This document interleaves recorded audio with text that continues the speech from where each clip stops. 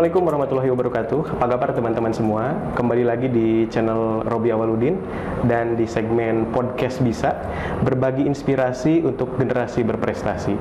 Nah, pada kesempatan kali ini saya sudah bersama dua teman saya yang sangat luar biasa inspiratif.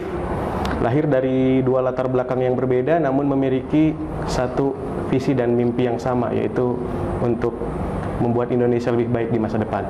Nah, bersama saya telah hadir Vivi dan Judith ya, Judith ya, dan Kak Vivi. Nah,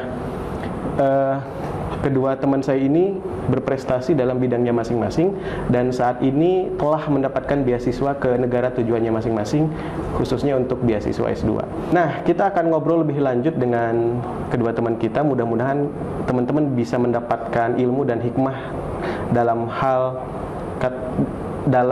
pencarian beasiswa, karena sayang sekali dana beasiswa itu banyak dan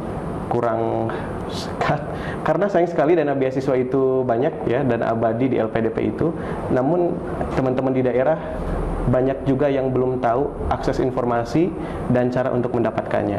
Oke, Kak Judith, apa kabar nih? Baik. Ya, sehat ya? Sehat, alhamdulillah. Nah, boleh dijelaskan siapa Kak Judith sekarang, aktivitasnya apa?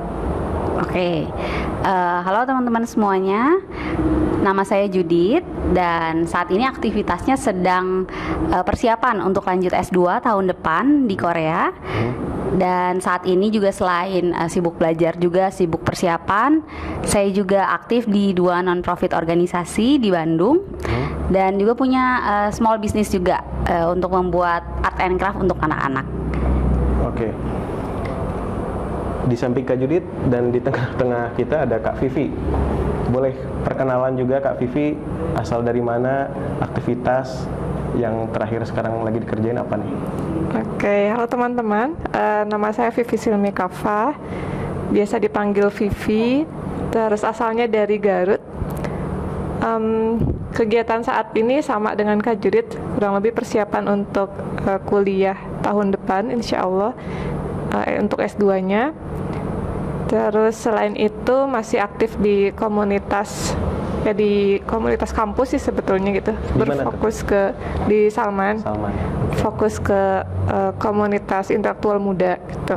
Jadi untuk teman-teman yang punya tujuan ke arah pendidikan dan riset gitu. Riset. Oke. Nah, Kak Vivi dan Kak Judith ini kan berprestasi ya, terus juga aktif di organisasi saat ini dan sedang persiapan S2 ke negara tujuan masing-masing.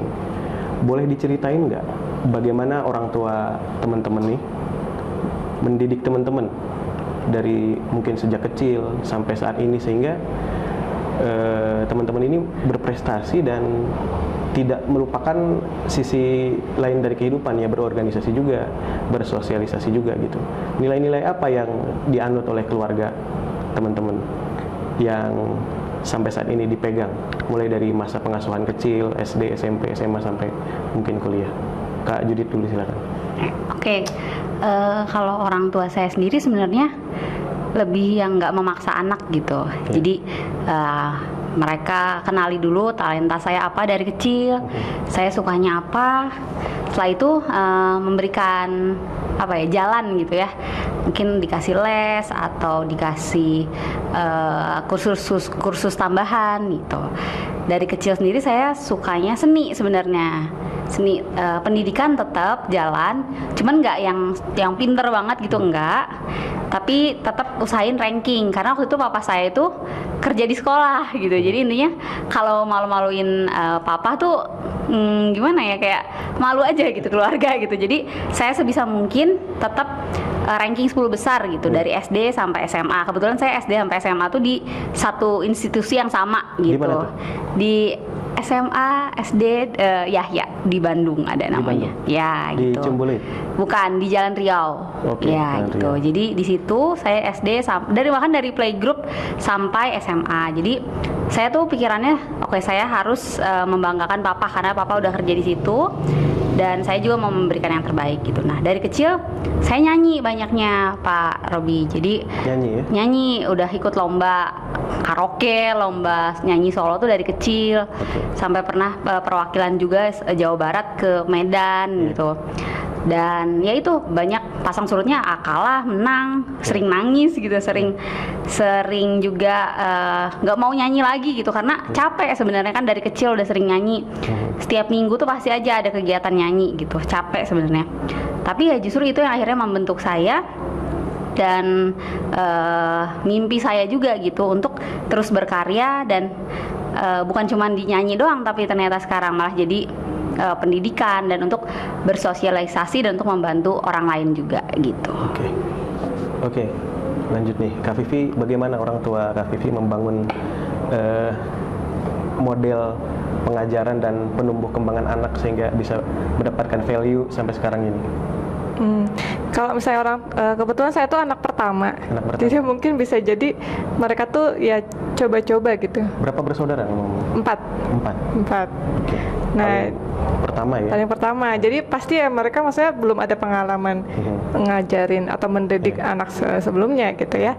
Nah terus ayah saya itu sama guru juga, ini guru gitu, guru SD, jadi sangat mencontohkan bahwa belajar itu menyenangkan gitu, apapun itu. Kadang saya jadinya kebangun kritis gitu ya, terkait sosial gitu, masalah yang ada di sosial juga sering nanya-nanya aja gitu ya.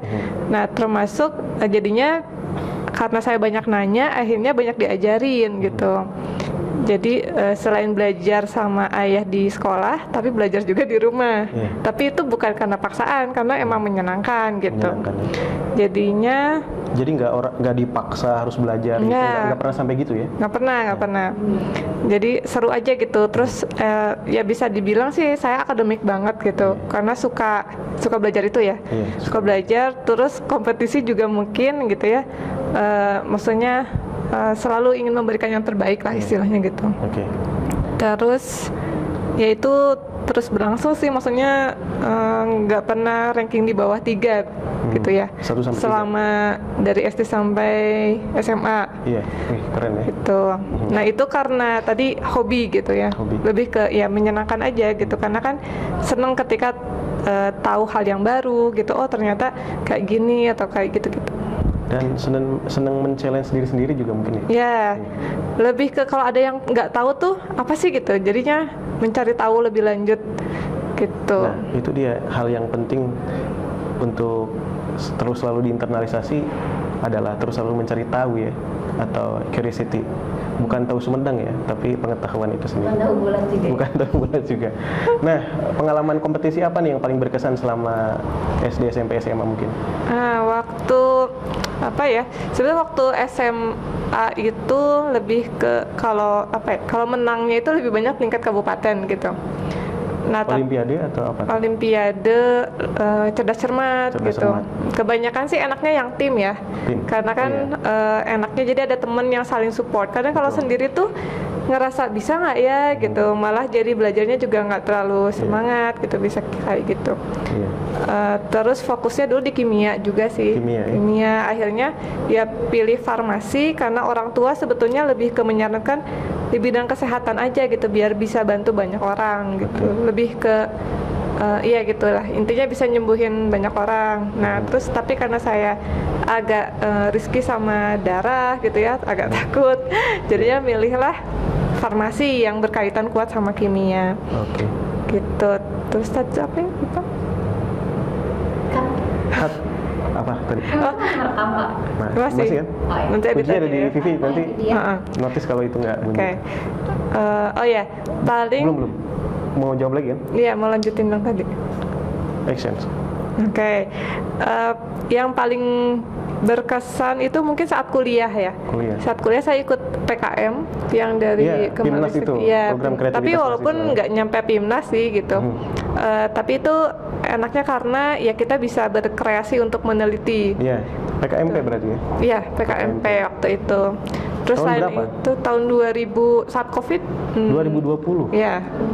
Entah 2020 atau 2019. Iya, Saya jadi 2020. insecure teman-teman karena usianya terpaut dekat dengan saya sebenarnya. Jauh. Oke, PKM ya. PKM. Itu kompetisi pertama by the way kayaknya. Atau pas masuk kuliah ikut apa dulu nih? Kalau ikut yang lain sih lebih ke lomba cerdas cermat, Cerdas cermat. terus lomba buat apa ya, sosialisasi semacam poster gitu terkait Oke. kesehatan, Oke. obat, Iya. itu kebanyakan. Oke.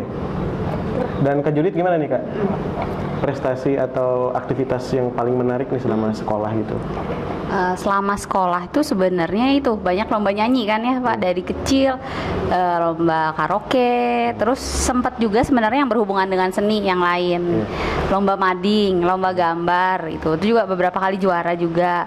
Terus lomba ikut paduan suara, terus ikut lomba band. Terakhir tuh pas SMA tuh mewakili sekolah sampai akhirnya mewakili kota Bandung juga gitu. Kota Bandung. Ya lomba ngeband aja pokoknya yang berhubungan dengan nyanyi gitu saya tuh.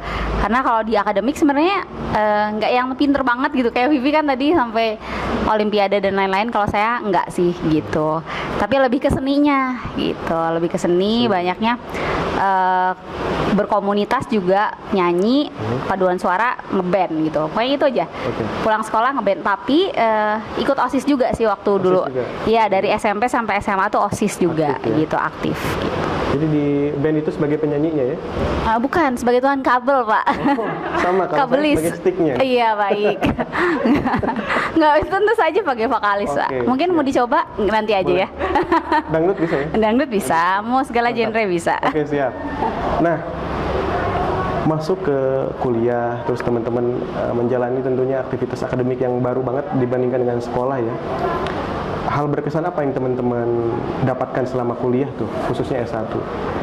Mulai dari apa namanya, mungkin kegiatan organisasi apa aja, kegiatan akademik, bagaimana teman-teman menjalani kegiatan akademik sehingga bisa lulus dan akhirnya berprestasi dapat beasiswa S2 ini. Oke. Nah, justru ketika saya kuliah itu awal dari masa terberat lah dalam hidup saya gitu. Karena saya didiagnosa sakit waktu itu. Dari semester 3 kuliah mulai sakit, mulai cepet capek. Yang tadinya mimpinya tinggi gitu ya. Misalnya udah dari S1 tuh mau langsung S2 tapi kayak pelan-pelan pelan-pelan hilang gitu karena saya sakit waktu itu. Sakit di semester 3 itu sampai cuti sebulan karena dirawat di rumah sakit gitu. Dan waktu itu saya sempat depresi juga karena karena mungkin saya merasa nggak punya masa depan gitu. Dan ketika tahu kalau saya tuh sakitnya juga kritis gitu, sakit kritis. Oh, justru baru tahunya di semester 3? Iya, sebenarnya udah dari awal kuliah tuh udah mulai kerasa ada yang aneh sama tubuh tuh. Mulai cepet capek, mulai nggak bisa beraktivitas kayak dulu. Tapi akhirnya semester 3 itu kayaknya udah mulai udah parah gitu. Dan akhirnya tumbang masuk rumah sakit gitu. Justru di masa kuliah ini saya nggak terlalu banyak organisasi karena harus mikirin kesehatan ya. Betul. Udah kuliah seharian aja udah buat saya capek gitu. Jadi nyampe rumah tuh langsung tidur, istirahat. Nah, tapi emang sayanya cukup nakal dan nggak bisa diem anaknya. Tetap akhirnya ikut jurnalis, jurnalis kampus. Terus tetap ikut juga ngeband lagi gitu. Tetap ngeband, tetap aktif nyanyi. Dan sampai akhirnya waktu kuliah itu ini lucunya gini Pak, waktu itu saya kan baru sembuh sakit itu bulan Oktober atau Oktober 2013 saya itu baru keluar rumah sakit. Bulan Januarinya saya dipanggil sama universitas buat lanjut exchange tuh ke Korea gitu. Salah satu jadi 2 perwakilan dari kampus waktu itu di Unpad. 2014 ya? 2014 akhirnya saya ke Korea. Waktu itu padahal baru sembuh sakit gitu kan. Tapi akhirnya ke Korea Februari 1 semester lah 4 bulan dan ya di situ ternyata happy aja gitu. Maksudnya nggak ada yang sakit parah sampai harus masuk rumah sakit lagi gitu. Ya jadi jangan sampai sakit saya waktu itu saya pikir menghentikan saya untuk bermimpi, untuk terus belajar gitu, terus berkarya gitu. Oke.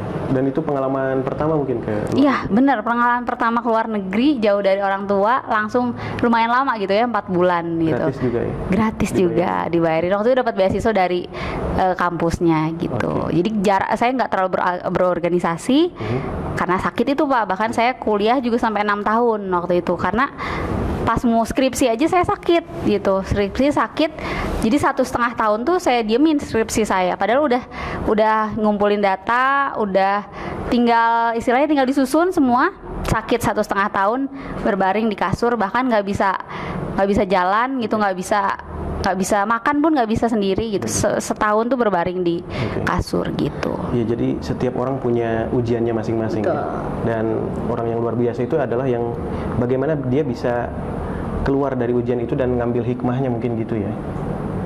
Oke, kalau Kak Vivi ini gimana nih selama S1? Pengalaman paling berkesan atau pernah nggak di titik terendah, atau kapan waktu titik tertinggi di waktu S1 itu? Saya dengar-dengar aktif sekali di kampus. Sebetulnya tuh karena baru masuk kampus, jadi hype-nya tuh tinggi banget gitu. Jadinya, saya ingin coba banyak hal. Sampai kan saya kan S1-nya di ITB ya. Nah itu kan ada event yang mengenalkan semua unit kegiatan mahasiswa. Nah itu sampai semuanya tertarik gitu kan. Tapi karena dapat dananya terbatas, akhirnya milihlah 6 gitu yang nggak bayar. Apaan? UKM tuh? UKM-nya, karena UKM bayar, yang lain bayar. Kalau olahraga kan butuh modal, Pak. Akhirnya pilihlah dan tapi ternyata nggak sanggup juga buat terusin semua gitu. Jadinya yang kepegang itu hanya yang berkaitan dengan kesehatan. Seperti KSR, Korps Sukarelawan itu kayak PMI-nya kampus lah ya. KSR, jadi kegiatannya buat event donor darah gitu, cek kesehatan, terus bantu jaga medik gitu dari KSR. Terus selain di kampus, karena di ITB itu dekat sama ada kampus, masjid kampusnya aktif gitu ya. Jadi ikut kegiatan juga di Salman. Gitu. Itu juga sama sih, lebih keberkaitan dengan kesehatan sebetulnya. Gitu. Terus apalagi ya, kegiatan, sebenarnya bersyukur banget karena dulu itu masuk ke asrama Salman. Di asrama Salman tuh kita bebas buat program apapun gitu, dengan teman-teman yang punya tujuan yang sama. Nah akhirnya kalau tadi Kak Judit dapat beasiswa dari kampus, kalau kami tuh buat program gitu, jadi uangnya nyari sendiri sebetulnya, buat bisnis gitu ya.